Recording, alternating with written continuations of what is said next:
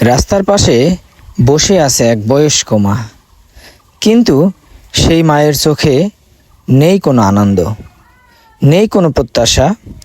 ক্ষুধার তাড়নায় তিনি খুঁজে নিচ্ছেন ফেলে দেওয়া বাসি খাবার। দৃশ্যটি শুধু একটি মানুষের কষ্টের গল্প নয়, এটি আমাদের সমাজের জন্যও একটি প্রশ্ন। যে মা হয়তো একদিন নিজের সন্তানের জন্য না খেয়ে থেকেছেন, আজ তিনি খাবারের জন্য অসহায় হয়ে রাস্তায় বসে আছেন। আমরা অনেক সময় খাবার নষ্ট করি, অথচ আমাদের আশপাশের এমন মানুষ আছেন যারা একবেলা খাবারের জন্য সংগ্রাম করেন। তাই আসুন খাবার অপচয় না করি, সামর্থ্য অনুযায়ী অসহায়, বৃদ্ধ ও অভাবী মানুষের পাশে দাঁড়াই। একটি খাবারের প্যাকেট, একটি সহানুভূতির হাত, কিংবা একটি আন্তরিক খোঁজ কারো জীবনের বড় পরিবর্তন এনে দিতে পারে।